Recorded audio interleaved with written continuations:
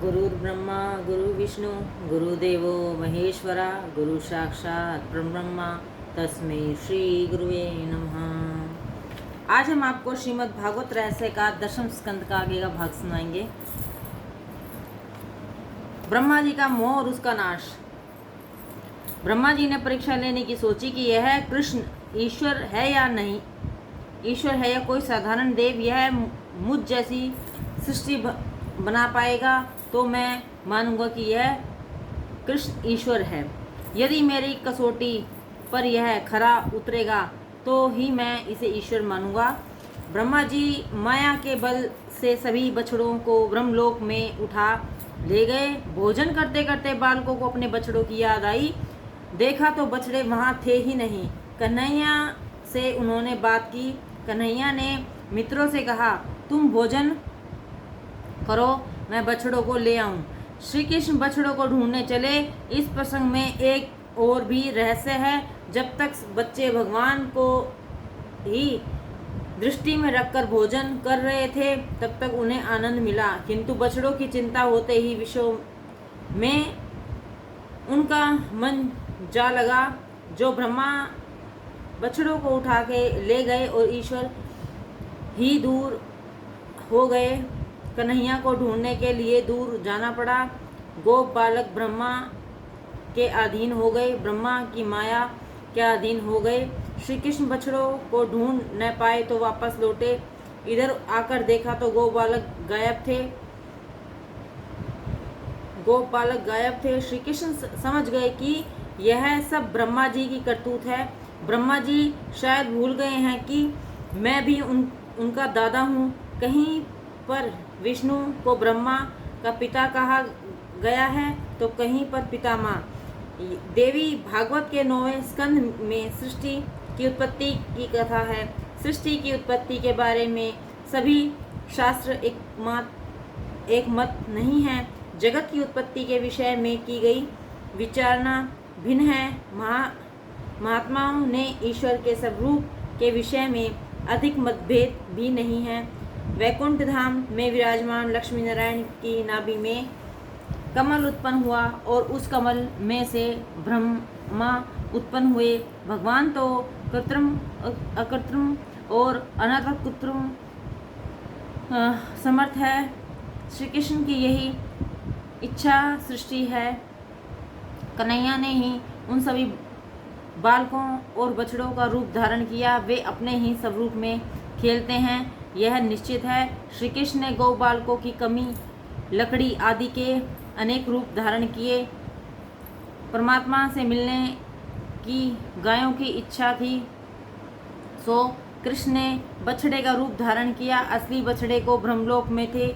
जिन बछड़ों का स्तनपान छोड़ दिया था वे भी आज स्तनपान कर रहे हैं। गायें भी बड़े बछड़ों को स्तनपान कराने लगी। वह दृश्य देखकर बलराम को पहले आश्चर्य हुआ, किंतु उन्होंने अंतर्मुख होकर देखा तो पाया कि ये सब बछड़े तो श्री कृष्ण का ही रूप है।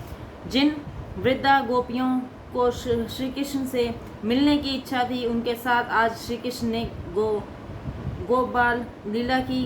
गोपियों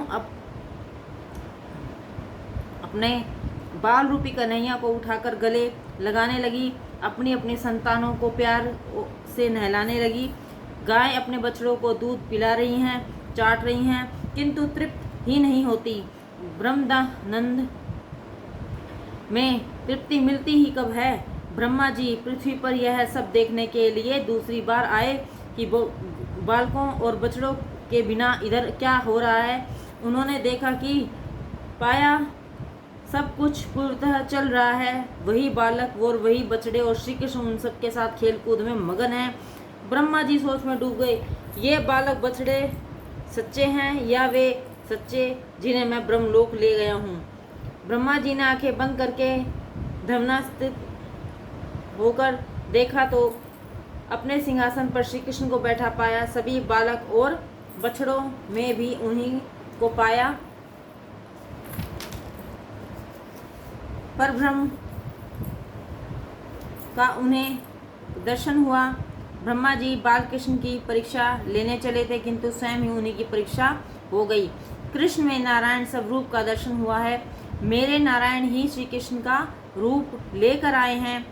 ब्रह्मा जी स्तुति करने लगे। ब्रह्मा जी, यह स्तुति बड़े अद्भुत है। व्यास जी ने इसमें चारों वेद एकत्र कर दिए हैं। आपका स्वरूप वर्षकालीन मेघ के समान श्याम है। उस पर पीताम्बर बिजली की भांति दमक रहा है। कानों में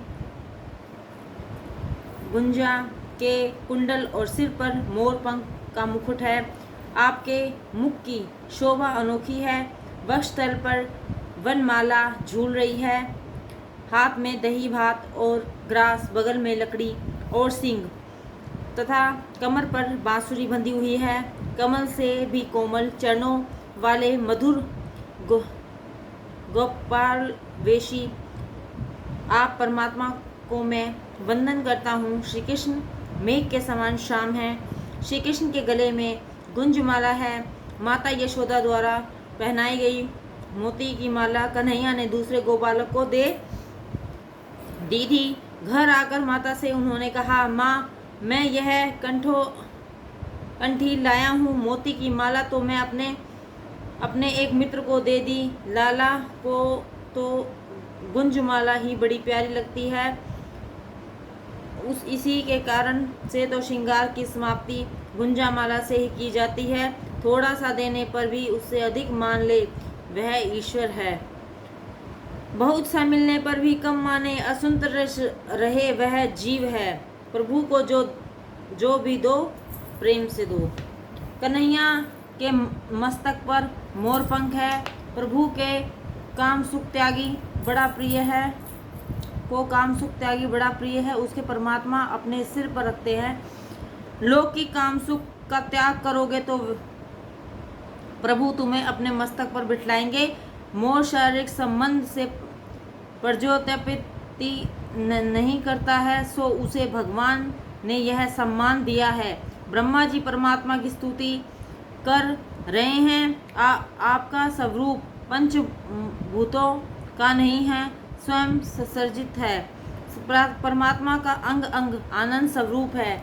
उनका स्वरूप अलौकिक प्रकृति है। परीक्षा लेने के लिए किए गए प्रयत्न के कारण ब्रह्मा जी ने प्रभु से क्षमा प्रार्थना की है।